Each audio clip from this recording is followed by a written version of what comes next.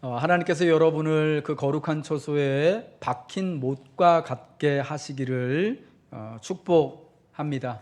하나님께로 돌이키고 하나님께로 돌아와서 또 하나님의 거룩한 곳에 하나님의 영광 가운데 거하면서 그곳에서 희망을 보고 그곳에서 힘을 얻어 살아가는 것이 이제 우리가 코로나 이후에 살아가야 할 우리 믿음의 모습, 축복된 모습인 줄로 믿습니다. 오늘 5월 1일입니다. 여러분, 5월은 가정의 달이라고 쓰고 소비의 달이라 읽는다고 하더라고요. 워낙 5월에는 기념일들이 많아서 어린이날, 5월 5일 어린이날이고, 다음 주 주일은 5월 8일 어버이날이고, 그 다음 주일 5월 15일은 스승의 날이고, 이렇게 아주 기념할 만한 날들이 많아서 돈 쓸 일이 많다 그래서 가정의 달이라 쓰고 소비의 달이라 읽는다고 하더라고요. 아마 그래서 가정마다 자녀들 때문에, 그리고 또 사랑하는 부모님들 또 찾아뵙고 작은 선물이라도 드리려면 사실 여러 가지로 부담이 되는 것이 많을 것이다라고 생각이 됩니다. 게다가 결혼까지 하시는 분들도 있으면은 그것도 만만치 않은 또 부담이 되겠죠. 그런데 여러분, 사랑하는 일에는요, 우리가 서로 사랑하고 특별히 감사를 표하는 일에는 이렇듯 품이 많이 들어요.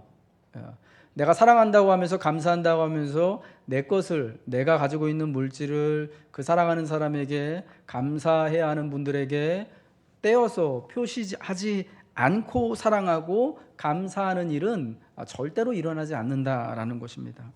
여러분, 마찬가지로 하나님을 믿는다라는 것은 하나님을 사랑한다라는 것입니다. 에스라가 여호와의 율법을 연구하여 준행하며 율례와 규례를 이스라엘에게로 가르치기로 결심한 것을 통해서 에스라는 하나님을 믿는 믿음을 고백하고 하나님을 이렇게 사랑하는 것을 보여주기를 원했습니다.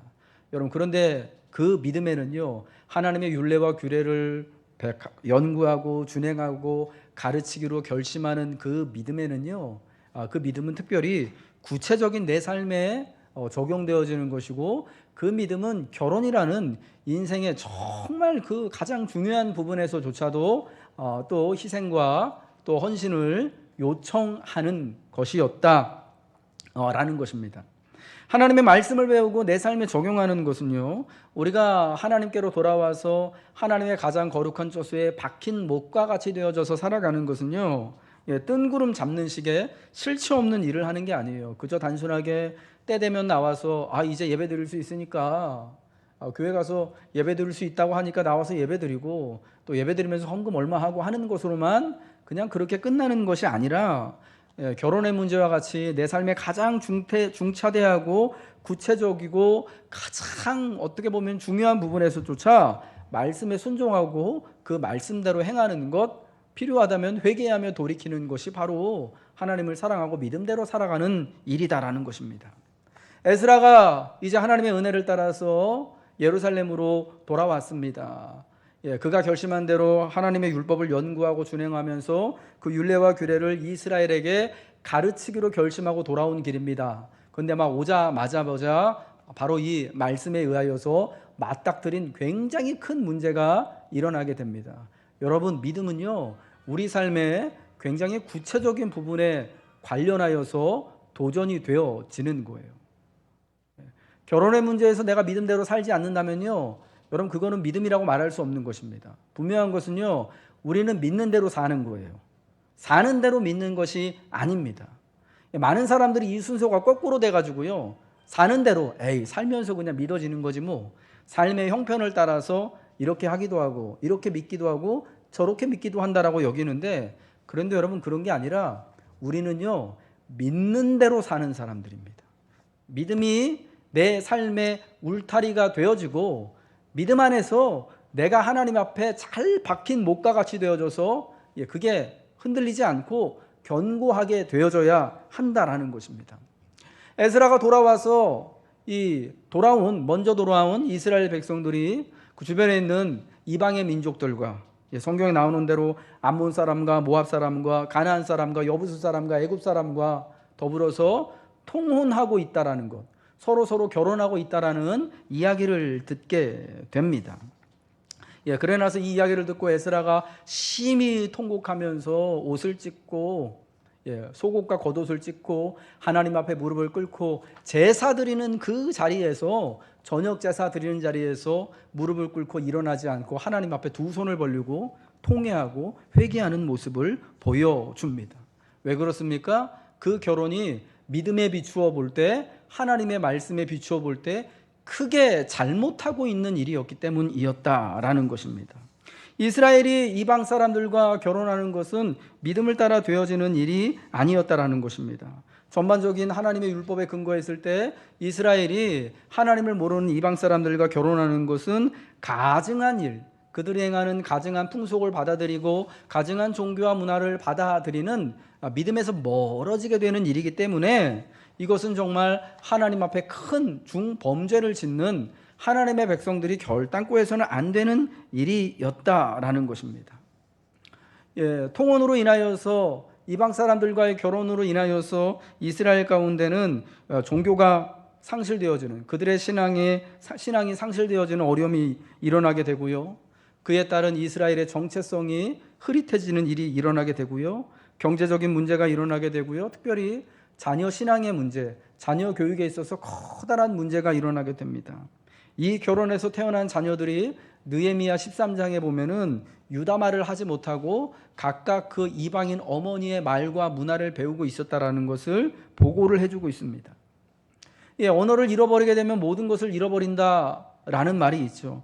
우리가 쓰는 언어에는 우리의 문화와 정체성과 사고와 모든 것들이 다 함축되어져 있기 때문이죠.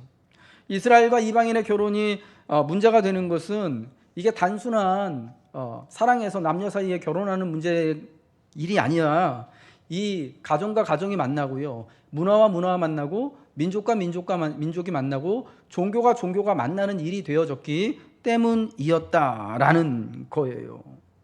이스라엘은 이제 이방 민족들과 이 결혼을 통하여서, 결혼이라는 것을 통하여서 깊은 결속을 갖고 그들의 문화와 종교가, 또 우상숭배적인, 또 육체숭배적인 그 문화가 이스라엘의 안방으로 깊숙이 들어오는 일이 되기 때문에 이것은 에스라가 하나님 앞에서 깊이 참회하고 회개할 수밖에 없는 일이었다라는 것입니다. 특별히 말라기 2장 15절에 보면 말라기 선지자를 통해서 하나님은요, 하나님이 우리에게 오직 한 사람의 배우자만을, 남편과 아내를 허락하신 이유가 뭐냐? 경건한 자손을 얻기 위함이었다라고 말씀하고 있습니다. 우리의 결혼이 경건한 자손을 얻기 위한 목적을 가지고 오직 그 한 사람의 신실한 배우자를 통하여서 이루어져야 하는데, 여러분, 이때의 결혼은 그러한 이유가 아니라 경건한 자손도 얻지 못할 뿐더러 오히려 그 결혼으로 인하여서 이스라엘의 신앙이 상실되어지고 정체성이 흔들려 버리게 되어지는, 그래서 마치 솔로몬이 이방의 아내들로 말미암아서 하나님을 떠나버리고 그 지혜로부터 떨어지게 되었던 것처럼 이스라엘이 그런 위기 가운데 처하게 되었다라는 것입니다. 그럼 여러분, 우리가 여기서 질문을 하나 할 게 있습니다. 에스라 9장에서 말씀하는 것처럼, 그럼 성경은, 하나님은 모든 믿지 않는 자들과의 결혼을 반대하시는가? 모든 이방 사람들과의 결혼을 반대하고 있는가 하는 질문을 하게 되는 것입니다. 근데 여러분, 그렇지 않죠. 우리가 잘 알고 있는 것처럼 요셉이나 모세나 에스더와 같은 신앙의 위인들은요, 모두 이방 사람들과 혼인한 이들이었습니다. 요셉이 이방 사람, 특별히 애굽 사람 중에 애굽의 제사장의 딸하고, 애굽의 대제사장의 딸하고 결혼하지 않습니까? 여러분, 그 결혼을 놓고 우리가 잘못했다고 말할 수 없잖아요. 모세가 미디안 제사장 이도로의 딸과 결혼했어요. 이방 사람입니다. 그거 가지고 신란할 수 없죠. 에스더가 페르시아 제국의 왕인 아하수에로 왕하고 결혼했습니다. 여러분, 그 혼인으로 인하여서 훗날 이스라엘이 정말 세계사적으로 다 온 민족이 말살될 수도 있는 위기 가운데 에스더가 왕비가 됨으로 인하여서, 에스더의 남편이 페르시아의 왕이라는 이유로 인하여서 사실은 그 덕분에 큰 구원을 경험하지 않습니까? 모든 이방 사람들과의 결혼이 다 무조건 성경이 반대하고 그렇게 하면 안 된다라고 말하는 건 아닙니다. 뿐만 아니라 여리고 출신 라합과 모압 여인이었던 룻은 우리 예수님의 조상 할머니들이잖아요. 결혼을 통하여서 또 여호와 신앙을 지킬 수만 있다면 이 결혼을 통하여서 또 하나님의 은혜가 위로가 그 그 결혼의 관계를 통하여서 많은 이들에게 유익을 나눠줄 수 있는 것이만 된다면 여러분 하나님은 얼마든지 그러한 결혼을 또 기뻐하시고 하나님께서 또 이렇게 또 축복하시는 결혼이 될 것입니다만은 에스라 9장에 이스라엘 백성들, 포로에서 돌아온 이스라엘 백성들과 이방 사람들의 결혼이 왜 이게 죄악이 되었던 거냐면은 믿음을 따르는 결혼이 아니었기 때문입니다. 믿음을 따르는 결혼이 아닌 조건을 따르는 결혼이었고 믿음이 아닌 조건을 따르는 결혼이었기 때문에 이게 신앙의 상실로 이어질 수 있는 것이기 때문에 성경은 이 결혼을 반대하고 이것이 하나님 앞에 커다란 죄악이었음을 말씀하고 있는 것입니다. 여러분 제가 앞서 말씀드린 것처럼 믿는 사람들은요 믿음대로 사는 것이죠 사는 대로 믿는 게 아니거든요. 믿음대로 산다라는 것은요 결혼도 하나님이 주시는 믿음 안에서 결혼을 꿈꾸고 결혼을 준비하고 결혼의 삶을 살아간다라는 것이에요. 여러분 사는 대로 믿는다라는 것은 여러분 그런 게 아니라 결혼을 세상 사람들이 생각하는 것처럼 우리 조건에 맞춰서 내 학력에 맞춰서 내 집안에 맞춰서 혹은 앞으로 내 미래와 내 비전에 맞춰서 나한테 도움이 줄 수 있을 만한 사람 여러분 그렇게 맞춰서 사는 게 준비하는 게 여러분 조건에 맞춰서 사는 대로 믿는 모습이 되어지는 거예요. 여러분 에스라 9장에 그때에 이방 사람들과 결혼했던 사람들은요 조건을 따라 결혼을 한 거예요. 서로 사랑해서 결혼하는 게 아니에요. 요셉이 그 아내와 결혼했던 것처럼 모세가 이제 애굽에서 쫓겨나와서 그 왕자의 신분이었던 자가 저 미디안 광야 사막에 들어가서 진짜 어쩔 수 없이 이런 말 또 쓰면 안 되나? 그 처가살이 하면서 그래서 그 미디안 그 제사장의 딸하고 그렇게 결혼하게 되어져서 여러분 그렇게 이 터전을 이루면서 여러분 살지 않습니까? 이런 거하고는 그 격이 문제가 달랐다라는 겁니다. 내가 저 사람이 너무나 마음에 들고 너무나 사랑해서 결혼한 것이 아니라 사실은 조건을 따라 한 결혼이었다라는 것입니다.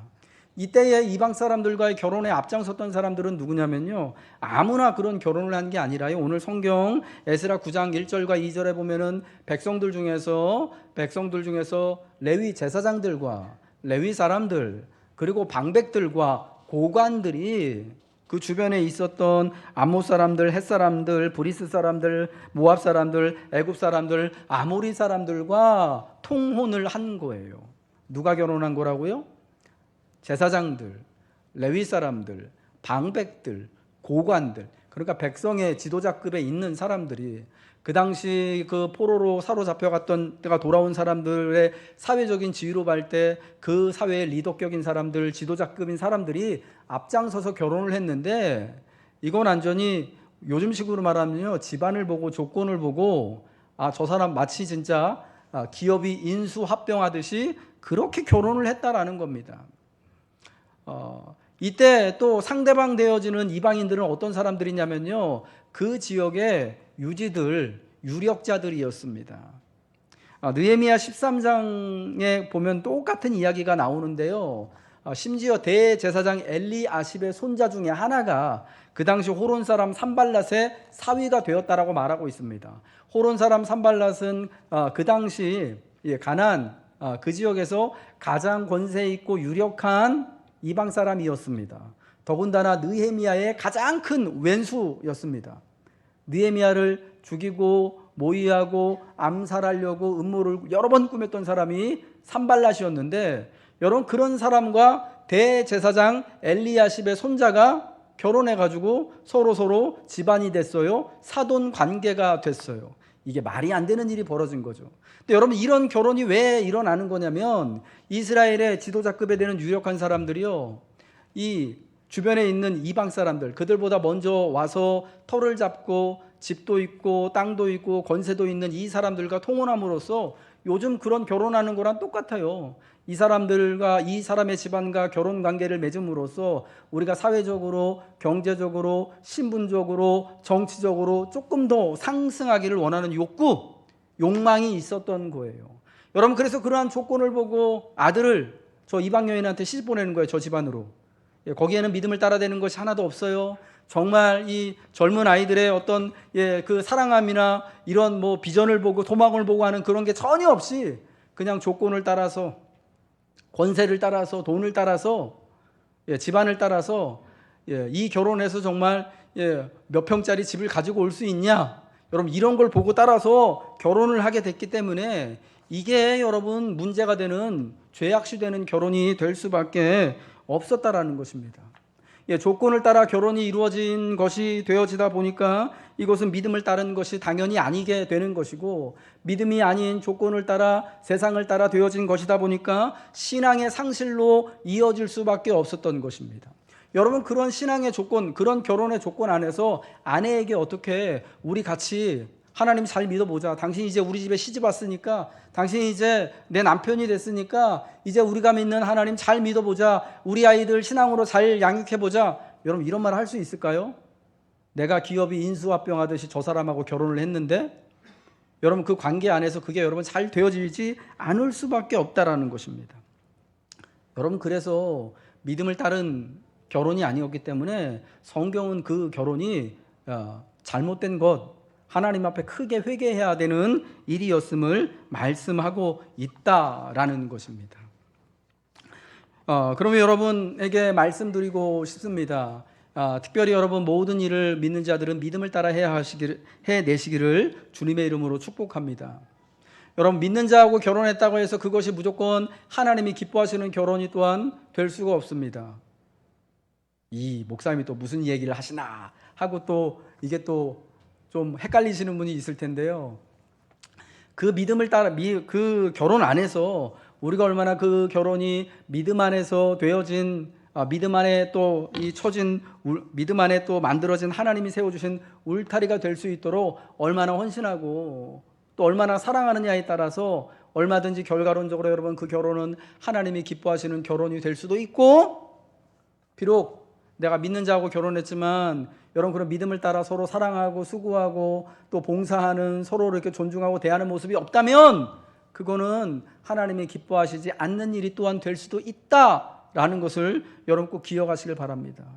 물론 여러분 우리 중에도요, 믿지 않는 이와 믿지 않는 가정과 결혼하신 분들이 여러 분들이 계십니다. 저 또한 결혼 처음에 그랬습니다. 저만 예수 잘 믿었지 우리 부모님은 사실은 순 날라리 생짜 신자였거든요. 저는 지금도 그게 감사해요. 부모님들 처음 상견례 했을 때 저희 장인 어른한테 저희 아버님이 뭐라고 그러셨냐면, 목사님 그 교회는 손님이 많나요? 교회가 영업이 잘 되냐고 물어보신 겁니다. 평생을 장사를 하셨거든요. 교회는 나가셨는데 생순전이 그 나이롱 신자였습니다.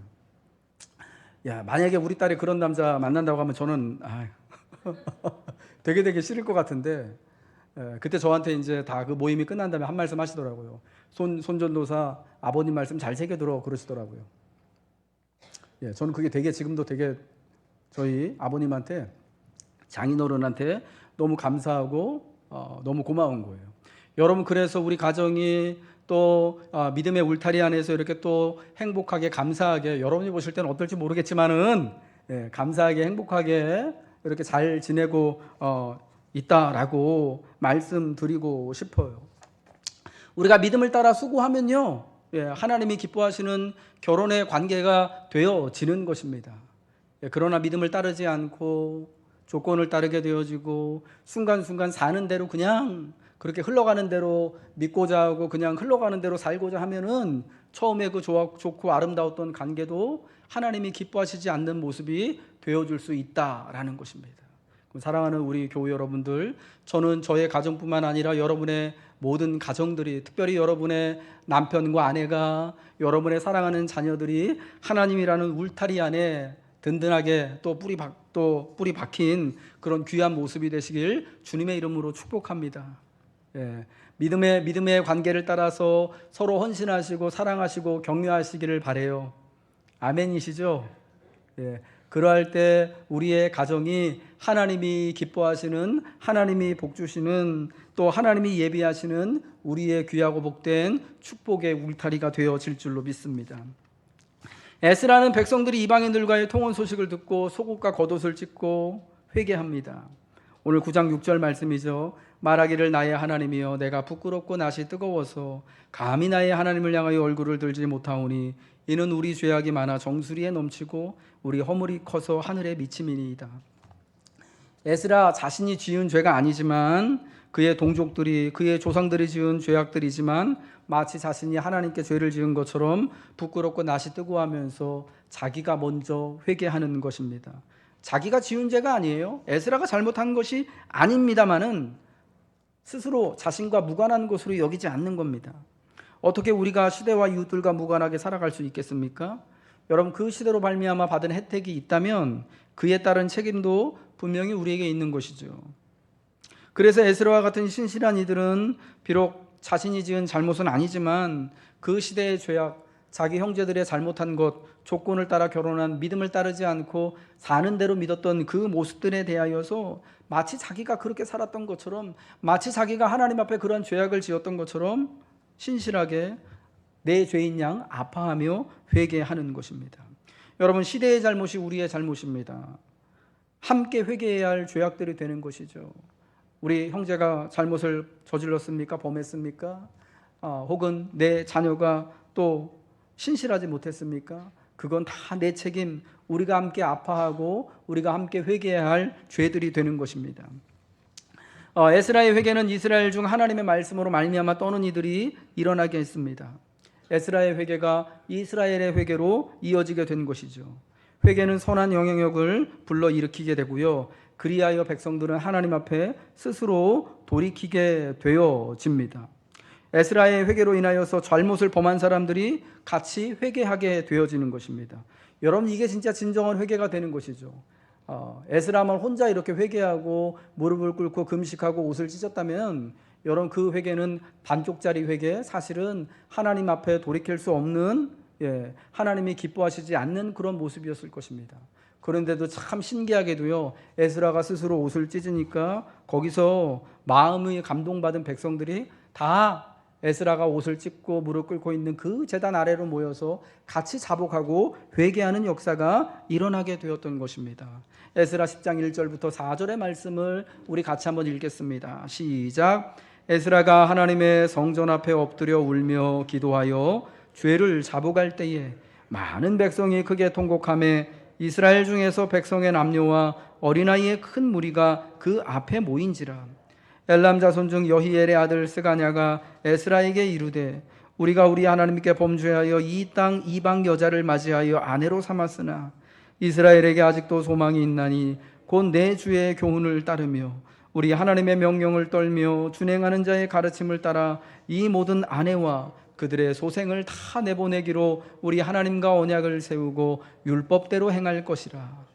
이는 당신이 주장할 일이니 일어나소서, 우리가 도우리니 힘써 행하소서 하니라. 아멘.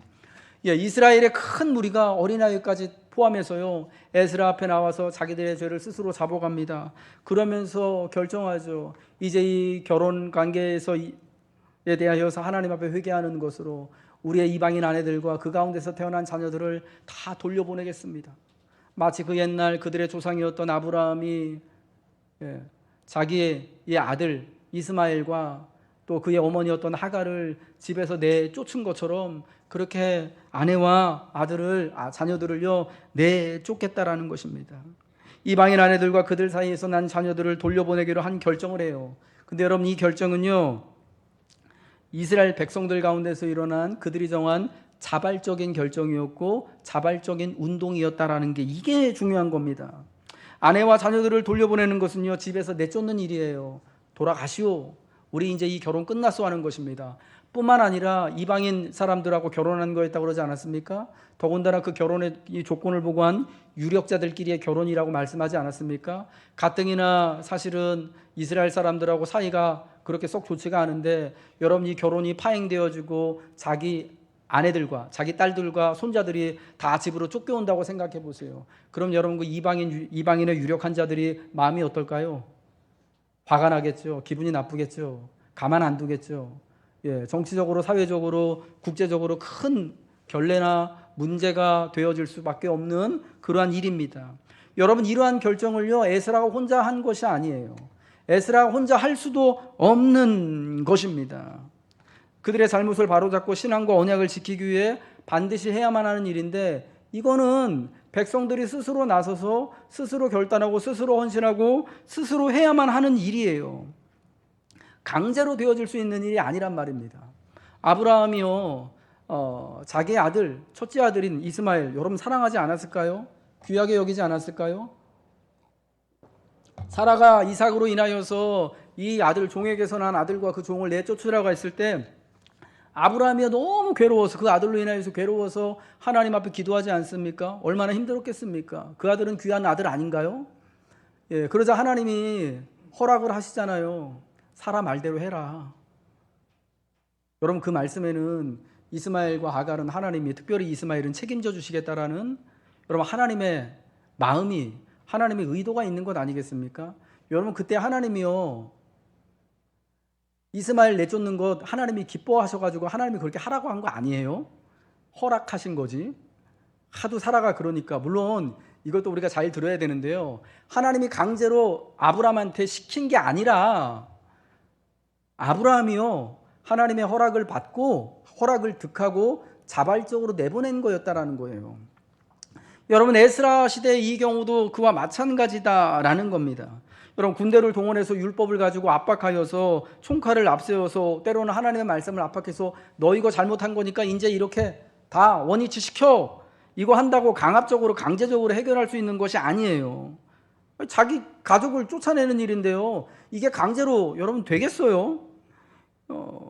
이거는 아래에서부터 백성들이 자발적으로 해야만 될 수밖에 없는 일이었다라는 겁니다.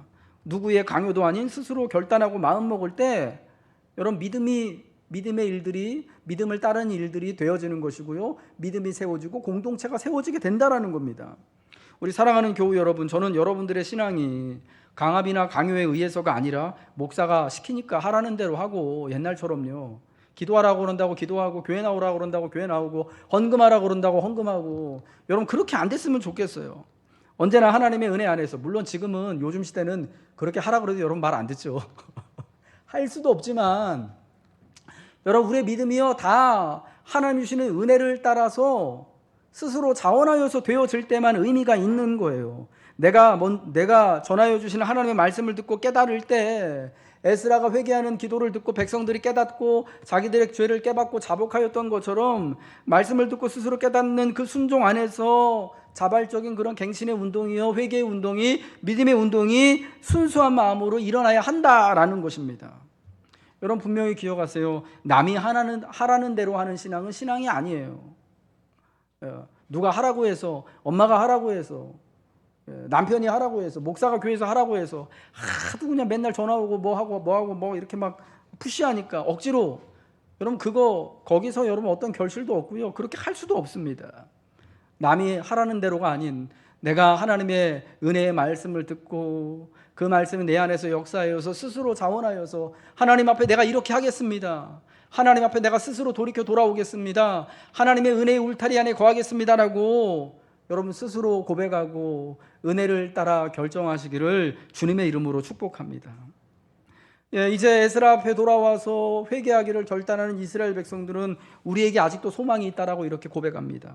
이스라엘에게 아직도 소망이 있습니다. 왜 그렇습니까? 하나님의 은혜의 울타리가 아직 그들에게 있기 때문입니다. 우리가 우리 하나님께 범죄하여 이 땅 이방 여자를 맞이하여 아내로 삼았으나 이스라엘에게 아직도 소망이 있나니. 이스라엘에게 아직도 소망이 있는 이유는요, 하나님의 은혜의 울타리가 그들에게 남아 있어서 그래요. 에스라 9장 9절의 말씀이죠.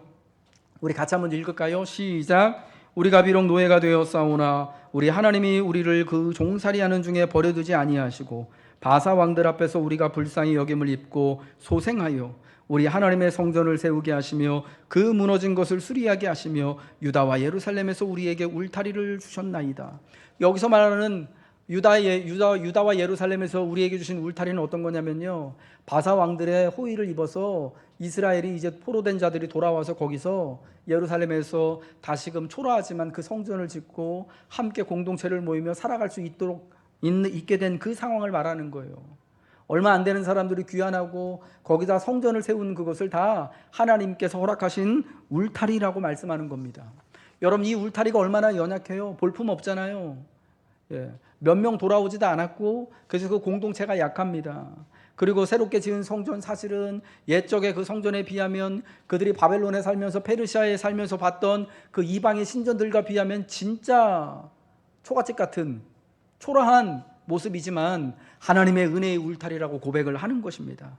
그 은혜의 울타리가 있기 때문에 아직 소망이 있다라고 말하는 겁니다. 여러분, 지금 여러분에게 주어진 하나님의 울타리가 무엇이겠습니까? 작고 연약하지만 여러분의 삶, 하나님이 베풀어 주신 가정의 그 울타리가 될 것이고요. 교회라는 이 공동체가, 이 모임이 바로 하나님이 우리에게 베푸신 울타리가 되는 것이고요. 우리에게 맡겨주신 소명이, 삶이, 자녀들이 하나님이 주신 울타리가 되는 거예요. 내게 하나님께 붙어 있게 하고 하나님을 계속해서 기억하고 바라게 하는 모든 것들이 하나님이 우리에게 주신 하나님의 은혜의 울타리인 줄 믿으시기 바랍니다. 혹시나 여러분 그 울타리가 많이 낡고 무너져 있습니까? 그러면 여러분 우리가 믿음을 따라 보수하면 되는 거예요. 예배의 울타리를 다시 세우고 교회라는 공동체의 울타리를 함께 모여서 다시 또 세워 나가고, 가정을 사랑으로서 더 기뻐하고 사랑하고 감사함으로 자녀들의 울타리를 더 든든하게, 그래서 그 울타리 가운데 꽃이 피고 열매를 맺고 결실할 수 있도록 여러분 우리가 다시 한번 은혜 가운데서 시작하면 되는 것입니다. 우리 사랑하는 성도 여러분, 그러므로 하나님이 여러분에게 허락해 주신 은혜의 울타리들을 사모하십시오. 그 은혜의 울타리들을 더욱 하나님 보시기에 아름답고 견고하고 든든한 곳으로 갖고 가시길 주님의 이름으로 축복합니다. 아직 회개할 기회가 있기 때문에, 하나님께로 돌아갈 시간이 있기 때문에 이스라엘에는 마지막으로 아직도 소망이 있는 것입니다. 이스라엘은 그들 조상의 때로부터 지금까지 많은 잘못들을 저질러 왔지만 그럼에도 지금까지 보존되어 있습니다. 이유가 무엇이겠습니까? 아직 완전히 망하지 않고 돌이킬 수 있는 시간, 회개의 때가 그들에게 있기 때문이죠. 여러분, 어느 날 내 안에 죄가 보일 때 희망이 있는 거예요. 이건 정말 내가 잘못한 거구나라고 여겨질 때, 그때 희망을 발견할 수 있는 겁니다. 내 잘못에도 불구하고 하나님이 주시는 은혜가 깨달아지면 거기에 희망이 있는 거예요. 여러분, 이전에는 잘못인 줄 모르던 것들, 당연히 사람들 다 그렇게 하고 사니까 나도 그렇게 하고 살았던 것들을 이제는 그것을 잘못으로 깨닫게 되고, 내가 이러면 안 되는데 할 때 깨닫게 하시는 하나님의 말씀이 들릴 때 여러분 거기에 희망이 있는 거예요. 잘못에 대해 가슴 아파하면 희망이 있는 것입니다. 하나님 앞에 그 잘못을 가지고 나가 무릎 꿇을 때 희망이 다시 있는 거예요.